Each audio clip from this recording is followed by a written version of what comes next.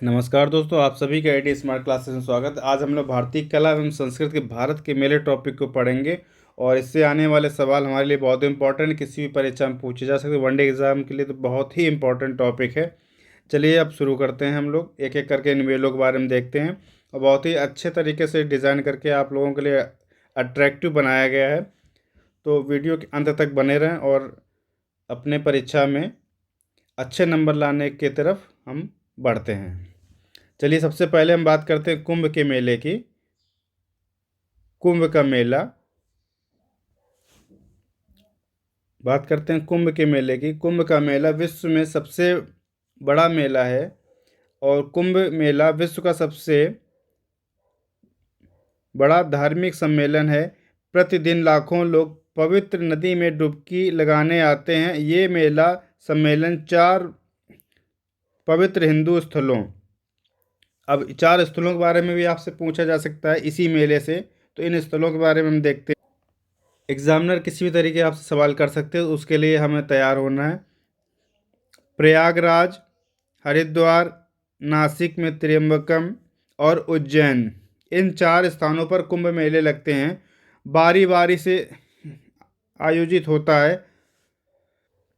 बारी बारी से आयोजित का मतलब है कि इस मेले में अगर एक बार प्रयागराज में तो अगली बार अगले स्थान पर, अगली बार फिर अगले स्थान पर, ऐसे तो एक स्थान का नंबर फिर आगे अगले 4 साल बाद नंबर आता है।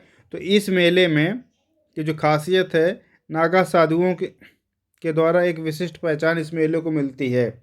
इस मेले के द्वारा जो नागा साधु भी अपना बहुत आस्था रखते हैं और उसे बहुत मानते हैं, साथ ही साथ इनके द्वारा इस मेले को भी बहुत विशिष्ट पहचान मिलती है। कुंभ मेला 12 वर्ष में एक बार आयोजित होता है। अन्य सभी वार्षिक रूप से आयोजित किए जाते हैं। मतलब यह है कि कुंभ मेला हर 12 साल में एक बार इसका आयोजन होता है, जबकि अन्य मेले प्रतिवर्ष हर साल उनका आयोजन होता है। चलिए अब नेक्स्ट मेले की बात करते हैं। अगला है सोनपुर का मेला। सोनपुर का मेला यह एशिया के सबसे बड़े मवेशी मेलों में से एक है। मतलब है यहाँ सबसे मवेशी, जो मवेशी मतलब होता है पशु, पशु जो पाले जाते, पालतू पशु, उनका सबसे बड़ा मेला, एशिया का सबसे बड़ा पशु मेला सोनपुर। सोनपुर कहाँ है? बिहार। सोनपुर कहाँ है? बिहार। यह मेला बिहार के सोनपुर में गंगा और गंडक नदियों के संगम पर आयोजित होता है। यह प्रायः नवंबर महीने में कार्तिक पूर्णिमा पर आयोजित किया जाता है। इस मेले में बहुत बड़ी संख्या में हाथियों की बिक्री होती है। और साथ ही साथ थोड़ा इतिहास जानते हैं। राजा चंद्रगुप्त, और जो राजा चंद्रगुप्त थे वो इसी मेले से अपने हाथी खरीदते थे। इसमें और बाय मिस्टेक टाइप है, इसको आप कट कर दीजिए, रॉन्ग टाइपिंग मिस्टेक है। तो राजा जो चंद्रगुप्त थे इसी मेले से अपने हाथी खरीदते थे और वो अपना राज्यपाट चलाते थे। ठीक है। इस प्रकार से सोनपुर मेला गंगा और गंडक नदी के संगम पर, गंगा और गंडक नदी के संगम पर, सोनपुर कहाँ है? बिहार। सोनपुर कहाँ है? बिहार। और इस मेले की सबसे खास बात क्या है? मवेशियों का, पालतू जानवरों का सबसे बड़ा मेला, एशिया में सबसे बड़ा मेला। अब बात करते हैं अगले मेले की। अगला मेला है चित्र विचित्र मेला। चित्र विचित्र मेला यह गुजरात का सबसे बड़ा जनजाति मेला है, जो मुख्यतः गरासिया और भील जनजाति द्वारा मनाया जाता है। गरासिया और भील वहाँ की जनजाति है। इससे देखिए हमें एक जानकारी और मिलती है कि भील और गरासिया जनजाति किस राज्य में पाई जाती है? गुजरात। इस प्रकार से हम आपसे कई क्वेश्चंस को फ्रेम कर सकते हैं, इसीलिए पढ़ना एक एक शब्द इम्पॉर्टेंट होता है। यह मेला होली के पश्चात अमावस्या को जनजातीय महिलाएं अपने दिव्यांग, जो उनके दिव्यांगत यानी कि परिजनों का शोक मनाने के लिए नदी पर जाती हैं। इसके अगले दिन उत्सव प्रारंभ हो जाता है। मतलब उनके जो दिव्यंगत प्रियजन हैं उनका शोक मनाने जाते हैं। पहले दिन शोक मनाएंगे, उसके ठीक अगले दिन इस उत्सव को बहुत ही उत्साह से वहाँ की जनजाति मनाते हैं इसको। चलिए अब आगे अगले मेले की तरफ। शामला जी मेला। शामला जी दरअसल एक शामला जी एक गॉड हैं, श्री कृष्ण का एक प्रतिरूप। उनके पूजा श्रद्धा को लेकर ये मेले के आयोजन किया जाता है। तो इसके आयोजन में जो मेन पार्ट है, मुख्य भाग है, उनके बारे में बात करते हैं। इसे गुजरात के जनजातीय समुदाय द्वारा भगवान शामला जी, दिव्य शामला जी ने श्री कृष्ण या कृष्ण या विष्णु का अवतार माना जाता है, को श्रद्धा समर्पित करने हेतु मनाया जाता है। मतलब श्री कृष्ण या विष्णु के अवतार इन शामला जी को माना जाता है और इनको श्रद्धा समर्पित करने के उपलक्ष्य में आयोजन इस मेले का होता है। यह नवंबर में लगभग 3 सप्ताह तक चलता है, जिसमें कार्तिक पूर्णिमा मेले का सबसे अधिक महत्वपूर्ण दिन होता है। तो इस प्रकार से इस मेले के बारे में एक बात और, हर महीने नवंबर माह में मनाया जाता है। और कार्तिक पूर्णिमा इसका एक विशेष दिन है। भक्तजन बड़ी संख्या में देवता की पूजा करने के लिए और मेसुओ नदी में स्नान करने आते हैं। वहाँ नदी मेसुओ नदी क्यों है? शामला जी मेले में लोग भक्त स्नान करते हैं, इस वजह से फेमस है। भील जनजात इनकी शक्तियों में बहुत श्रद्धा है। मतलब भील जनजाति की इनकी शक्तियों में बहुत श्रद्धा है। इनको काली और देव के नाम से भी जानते हैं। और ये नवंबर माह के 3 सप्ताह तक चलता है, जैसा कि ऊपर बात कर चुके हैं। तो इनको देवी काली और देव के नाम से भी जानते हैं, जिनमें कार्तिक पूर्णिमा का दिन सबसे महत्वपूर्ण दिन है। अब ऐसा नहीं कि इनको अगर काली देवी माना गया तो वहाँ पे इनका दिन घट जाएगा, इनको महत्व कम, क्योंकि उनका ही प्रतिरूप है। कुछ लोगों का मानना है कि विष्णु जी के अवतार है, कुछ लोगों का मानना है कि कृष्ण जी के अवतार है। इन्हीं को कुछ लोग काली कहते हैं, हाँ, कुछ लोग इनको देव कहते हैं। इस प्रकार से इस मेले में इस दिन का सब सर्वाधिक महत्व होता है, जो आपका कौन सा, कार्तिक पूर्णिमा। तो कुल मिलाकर कार्तिक पूर्णिमा इस मेले की सबसे बहुत बड़ी महत्वता रखता है और नवंबर माह में मनाया 3 सप्ताह तक चलता है। इस प्रकार से इनके इन मेन बिंदुओं को हम लोगों ने देखा। शामला जी कहाँ? गुजरात की जनजाति द्वारा मनाया जाता है। वहाँ की जनजाति को इनमें बहुत अधिक श्रद्धा है, बहुत मानते हैं इनको। सबका अपना अपना एक धर्म है, सबका अपना अपना एक देवी देवता, तो ऐसे इनका भी है, वहाँ की जनजाति का कल्चर है उनका। अब बात करते हैं विश्व प्रख्यात मेला पुष्कर मेला। नाम सुना होगा पुष्कर मेला, जैसे पुष्कर नाम की एक ट्रेन भी चलती है, देखिए पुष्कर बहुत ही प्यारा नाम है।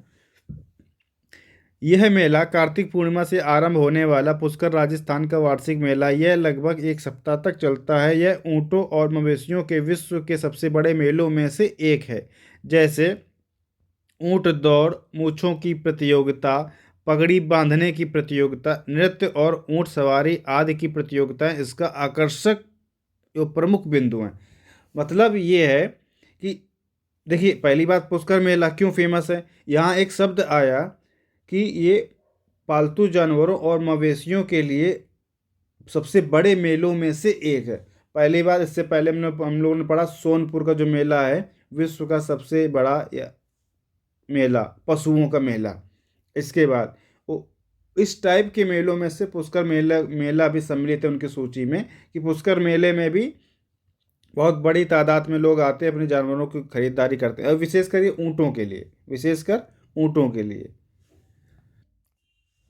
साथ ही साथ इस मेले की जो शोभा बढ़ाती हैं, वहाँ पर ऊँटों की दौड़, जैसे लोग रेस लगाते हैं, कोई घोड़े की दौड़ करता है, कोई खुद दौड़ कर कहीं प्रतियोगिता होती है, कहीं कुत्तों की दौड़ होती, कहीं किसी और जानवर की दौड़ कराते हैं। एक सबका अलग अलग ट्रेंड है, कल्चर है। तो वैसे ही इस पुष्कर मेले में किस बात का ट्रेंड है? ऊँटों की दौड़ का, मूंछों की प्रतियोगिता, मतलब सबसे बड़ी मूंछें किसकी हैं, इसकी प्रतियोगिता।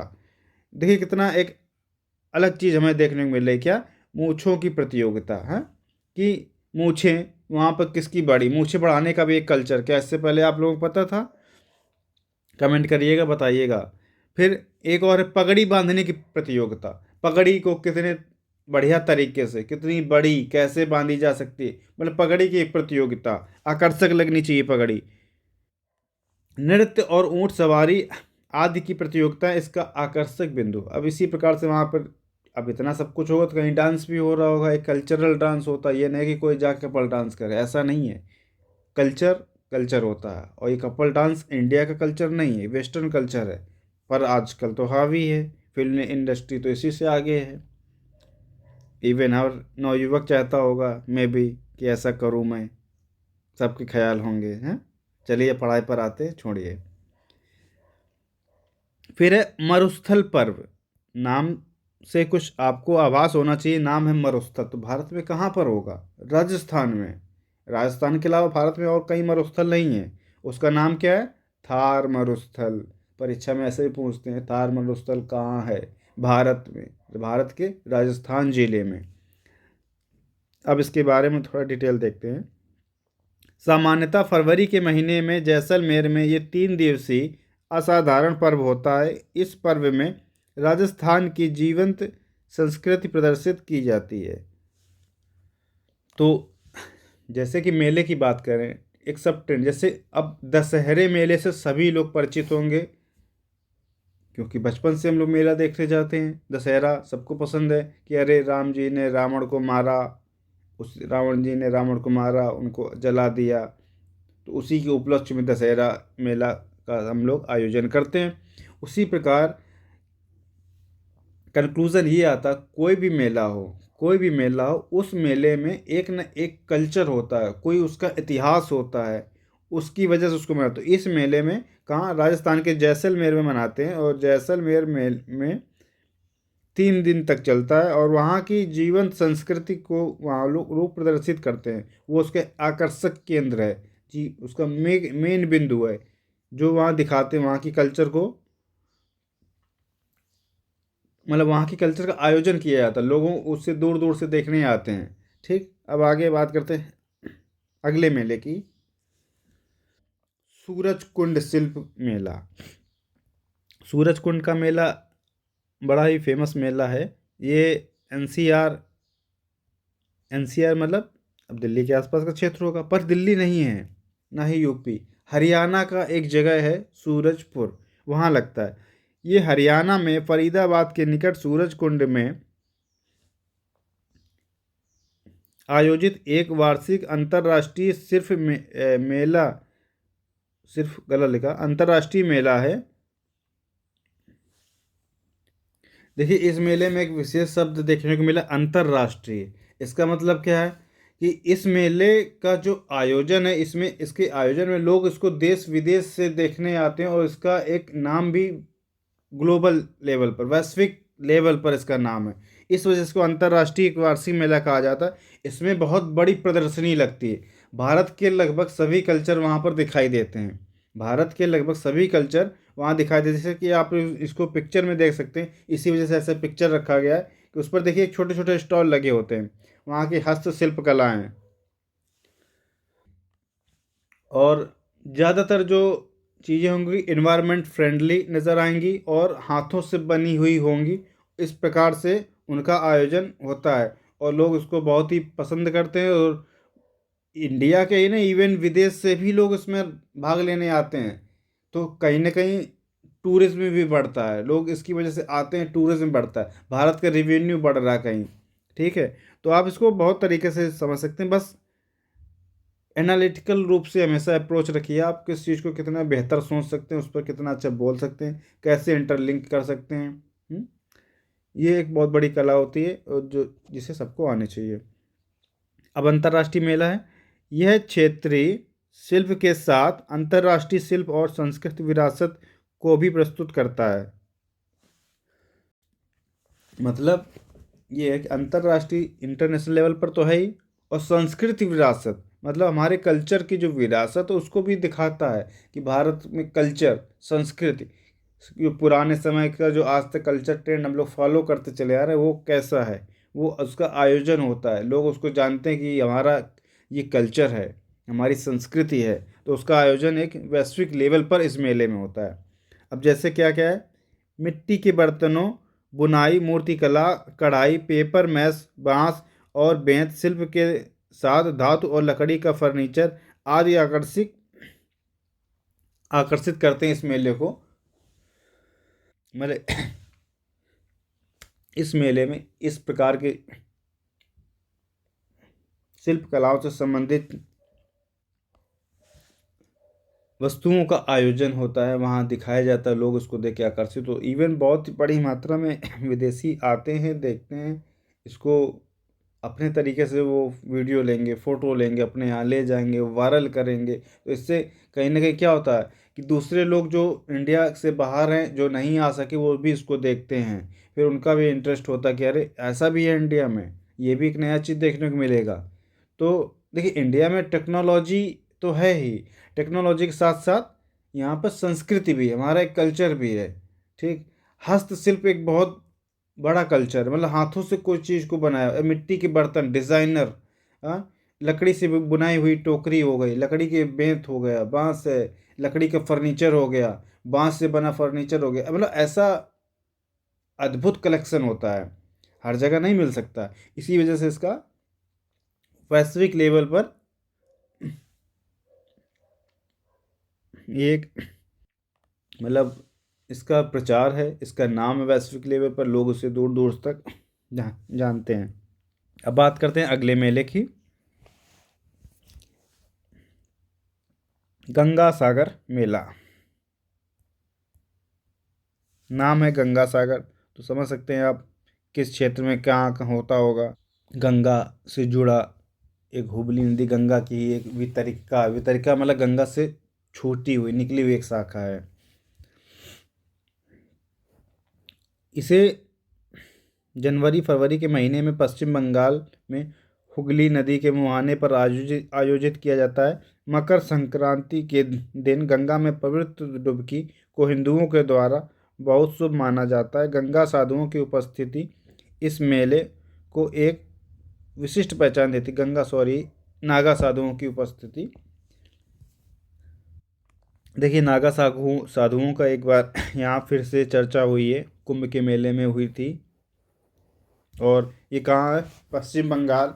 पश्चिम बंगाल में गंगा की वितरिका हुगली नदी के मुहावने पर इसका आयोजन होता है, जनवरी और फरवरी महीने में मनाया जाता है। मकर संक्रांति के दिन लोग गंगा नदी में नहाकर एक पवित्र रूप से अपने आप को महसूस करते हैं, मतलब कि मानते हैं कि गंगा पवित्र नदी, उसमें नहाने से हमारी पवित्रता बढ़ेगी। इस प्रकार का एक धार्मिक सोच है, धार्मिक एक ट्रेंड है, उसको लोग फॉलो करते चले, इस मेले का आयोजन इस प्रकार से होता है और लोग इसे फॉलो करते चले। ये भी हमारी एक संस्कृति है, मेला, गंगा सागर मेला। और वन डे एग्ज़ाम में जो प्रश्न बनेंगे इसी प्रकार से, गंगा सागर मेला किस राज्य में या किस नदी पर है, इसका आयोजन क्यों है, हाँ, तो ऐसे कुछ भी पूछ सकता है, तो इसके लिए हम हर तरीके से तैयार रहेंगे। चलिए अब आगे चलते हैं अगले मेले की तरफ। जयदेव केंदुली मेला। जयदेव केंदुली मेला ये भी पश्चिम बंगाल का सॉरी, पश्चिम बंगाल का मेला। जयदेव केंदुली पश्चिम बंगाल के वीरभूम जिले, जयदेव केंद्री पश्चिम बंगाल के वीरभूम जिले का एक गांव, जिसे कवि जयदेव राजा लक्ष्मण सेन के दरबारी कवि का संभावित राजा जन्म स्थान माना जाता है। संभावित है, देखिए संभावित इन द सेंस कि ऐसी संभावना जताई गई है, पर इसके लिए अभी श्योरिटी नहीं कि ऐसा हो सकता है।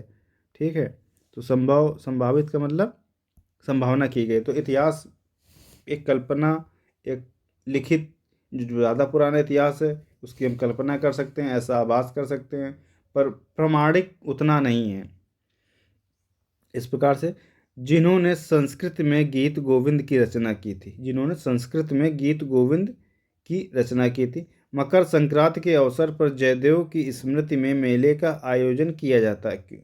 जयदेव की स्मृति में इस मेले का आयोजन किया जाता है। तो आपसे देखिए नाम क्या है, जयदेव केंदुली मेला। तो जयदेव नाम, उनके नाम पर इस मेले का नाम पड़ा। और तो इसमें कई प्रकार से प्रश्न आपसे फ्रेमिंग किया जाएगा, जैसे जयदेव केंदुली मेला किनके नाम पर आयोजित होता है, वहाँ के राजा थे। ठीक, राजा जयदेव, जो राजा लक्ष्मण सेन के दरबारी कवि, राजा लक्ष्मण सेन के दरबारी कवि,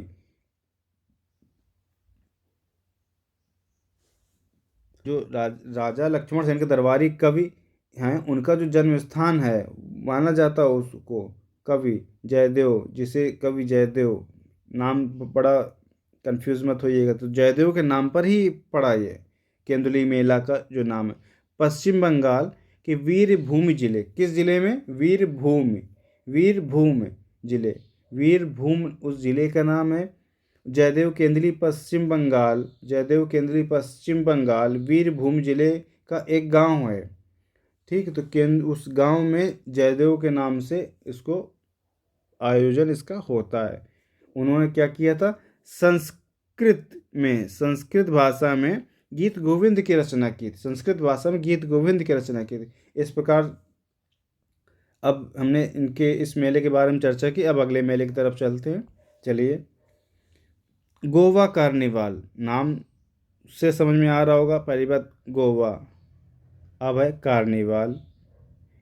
दोनों ही बड़ा वेस्टर्न कल्चर का एक संगम सा दिखता है इस मेले में। देखिए आपको जो पिक्चर दिख रही होगी, थोड़ा सा कल्चरल का इन द सेंस बाकी मेलों के तरीके से थोड़ा सा भिन्न है। चलिए इसको जानते हैं।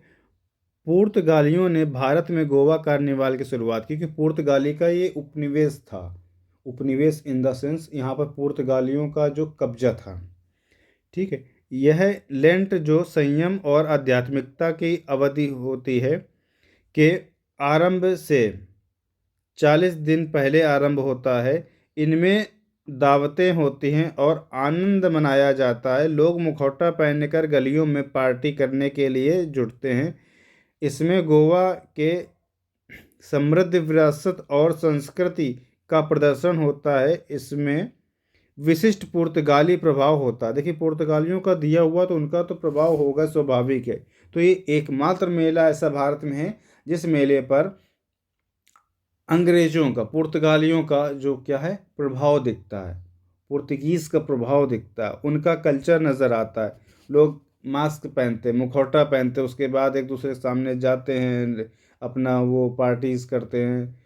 तो बाकी मेलों में देखो इस प्रकार की कोई गतिविधि नहीं। तो एकमात्र ये एक मेला है जो भारत में आज भी मनाया जाता है, और ये बहुत ही उत्साह से वहाँ के लोग उसको मनाते हैं। जो किनकी देन है, पुर्तगालियों की देन है, उनका कल्चर इसमें नज़र आता है। चलिए अब बात करते हैं अगले वीडियो में, अगले उसमें सारे मेले को हम एक साथ देखते हैं। इनमें से कुछ मेले यहाँ नहीं लिखे हुए हैं, उनका एक आध नाम आपको यहाँ नज़र आ जाएगा। ये जैसे अम्बुबाची मेला, अम्बुबाची मेला कहाँ, कामाख्या मंदिर असम, कामाख्या मंदिर असम, कामाख्या मंदिर जो है कहाँ है, असम में। और ये मंदिर क्यों फेमस है, क्यों फेमस है, देवी काम, देवी काम। तो नाम से आपको पता चल रहा होगा कि कामाख्या, तो जो एक सती देवी हैं, सती देवी हैं, उनकी योनि की पूजा होती है। ऐसा माना जाता है कि उनकी योनि का भाग यहाँ गिरा और उस वजह से इस सृष्टि की उत्पन्न हुई, मतलब सृष्टि की रचना हुई। लोग रचना इन द सेंस मतलब सृष्टि की रचना, लोग बने, सब पैदा हुए, आज जो दिख रहा है सब यहाँ की देन है। इस वजह से इसकी मान्यता को लेकर नाम इसकी कामाख्या मंदिर और इसे मनाया जाता है। समय क्या है, असामिया माँ यानी आहार, असामिया माँ आहार, ये इसका समय है। और फिर अगला है बनेश्वर मेला, डूंगरपुर महादेव मंदिर है, डूंगरपुर महादेव मंदिर है राजस्थान, फरवरी महीने में। चंद्रभागा मेला झालरापाटन झालावाड़ राजस्थान कार्तिक माह में, यानी कार्तिक वही है दिवाली वाला टाइम, अक्टूबर नवंबर। गंगा सागर मेला पीछे पड़ चुके हैं हम लोग। गंगा सागर द्वीप पश्चिम बंगाल। द्वीप का मतलब वो इसलिए बोला गया है उसको क्योंकि हुगली नदी के किनारे उसके मुहावने पर है। मुहावने इन द सेंस थोड़ा पानी से आसपास घिरा हुआ एक जगह है। तो मुहावना आप इसको क्या कह सकते हैं, जैसे अरे जो नदियाँ डेल्टा बनाती हैं उस टाइप की जगह है। ठीक है, कब होगा ये? जनवरी फरवरी में। और इसमें हम लोगों ने पढ़ा था कि मकर संक्रांति के दिन इसकी एक विशेषता है, लोग उस पर पवित्र गंगा में नहाते हैं और अपने आप को पवित्र गंगा में नहाने से खुद को पवित्र मानते हैं और अपनी पवित्रता को बढ़ाते हैं। पुष्कर मेला, पुष्कर राजस्थान, ये भी कार्तिक अक्टूबर नवंबर। फिर है सोनपुर मवेशी मेला, सोनपुर बिहार में, कार्तिक माह अक्टूबर नवंबर। नौचंडी मेला मेरठ यूपी, एक महीने के लिए, होली के बाद दूसरे दिन से शुरू। तो नौचंडी मेला का आयोजन मेरठ यूपी में होता है और ये एक महीने तक चलता है। होली के ठीक दूसरे दिन से इस मेले का आयोजन हो जाता है। अब सूरज कुंड हस्तशिल्प मेला, तो सूरज कुंड फरीदाबाद हरियाणा में, 1 से 15 फरवरी फिक्स टाइम है इसका। त्रिशूर पूर्णम, वडक्कनाथ मंदिर, त्रिशूर केरल, नाम से समझ सकते हैं कि ऐसा नाम है तो किस क्षेत्र का होगा। मलयालम माह में मेदाहा, मलयालम माह मेदाहा। इसके बाद मेदा राम जतरा और सम समक्का समक्का बल्कि आदि माह समक्का सरलम्मा जतारा। तो ये मेला कहाँ है? देखिए ये भी नाम कुछ ऐसे संस्कृत नाम से नज़र आ रहे हैं ना। तो ये कहाँ है? मेदाराम वारंगल, वारंगल वहाँ के ज़िला बड़ा सी जगह है, तेलंगाना, वारंगल तेलंगाना। जनवरी फरवरी माह इसका टाइम है। माधवपुर मेला, अगला है माधवपुर मेला। माधवपुर मेला कहाँ पर मनाया जाता है? माधवपुर गेड़, पोरबंदर गुजरात, पोरबंदर गुजरात। और ये भी मार्च और अप्रैल में रामनवमी से 5 दिन के लिए, रामनवमी से 5 दिन के लिए। फिर अगला है कुंभ मेला, कुंभ मेला नासिक उज्जैन इलाहाबाद हरिद्वार। इसके 4 स्थान थे, देखिए उन चारों का जिक्र हो गया। और नासिक वाले को क्या? त्र्यंबकम है। नक्षत्रों की स्थिति के अनुसार भिन्न भिन्न समय पर, ये देखिए हर 12 साल में मनाया जाता है। और वो नक्षत्रों को, इसका टाइम फिक्स नहीं है कब आएगा उस। अब इससे जुड़े हम लोग कुछ प्रश्नों को करते हैं जिन पर हम विशेष ध्यान देंगे। ये पिछले कई परीक्षाओं में पूछे गए प्रश्न हैं जिनका कलेक्शन आपको यहाँ पर दिया जा रहा है। तो चलिए इन क्वेश्चन को एक बार डिस्कस कर लेते हैं। ये पिछले परीक्षाओं में अलग अलग परीक्षाओं में पूछे गए हैं, जैसे कि मैं बात कर चुका हूँ कि इनका कलेक्शन एक साथ आपको दिया जा रहा है। गंगा सागर मेल, गंगा सागर मेला किस राज्य में आयोजित होता है? आंसर आपका पश्चिम बंगाल। कौन सा राज्य प्रसिद्ध सोनपुर पशु मेला का आयोजन करता है? बिहार। बिहार कहाँ पर? सोनपुर मेला गंगा और गंडक के संगम पर। त्रिशूरपुरम किस राज्य में आयोजित होता है? तेलंगाना। माधवपुर मेला प्रतिवर्ष कहाँ आयोजित होता है? गुजरात। अंबुबाची मेला का आयोजन किस राज्य में होता है? असम। कौन सा राज्य सूरज कुंड अंतर्राष्ट्रीय शिल्प कला का आयोजन करता है? हरियाणा। थोड़ा टाइपिंग मिस्टेक है, देख लीजिएगा, हरियाणा। मेदरा राम, ये नाम गलत लिखा हुआ है, इसका नाम जात्रा नहीं जतारा है, ध्यान में रखिएगा, नाम सही कर लीजिएगा। तो ये प्रतिवर्ष कहाँ आयोजित होता है? ये तेलंगाना में होता है। और असम के कामाख्या मंदिर में जो कौन सा मेला लगता है? अंबुबाची मेला, अंबुबाची मेला। अच्छा, ये ऑलरेडी पहले से हाईलाइटेड है इनका, मतलब आप इसको आंसर की मान सकते हैं। ठीक है, आपको समझाने के लिए मैंने डिस्कस कर लिया, अदरवाइज़ तो मैं तो छोड़ने वाला था कि इन प्रश्नों को देखें। थैंक यू दोस्तों, thanks for watching. Please like, subscribe and share my YouTube channel. और अच्छा लगे तो प्लीज़ अपने दोस्तों में शेयर कीजिएगा। इस चैनल के माध्यम से मैं लोगों को एकदम फ्री में सभी परीक्षाओं की तैयारी से कंटेंट मैं उपलब्ध करा रहा हूँ यूट्यूब पर। अभी केवल ये सारी डेमो क्लासेस हैं, और आगे आने वाले समय में विद इन 1 वीक आपको एक प्रॉपर वे में एक शेड्यूल्ड तरीके से सारी क्लासों का जो वीडियोस आपके यूट्यूब पर उपलब्ध होगा। तो please again like, subscribe and share. Thank you दोस्तों, नमस्कार।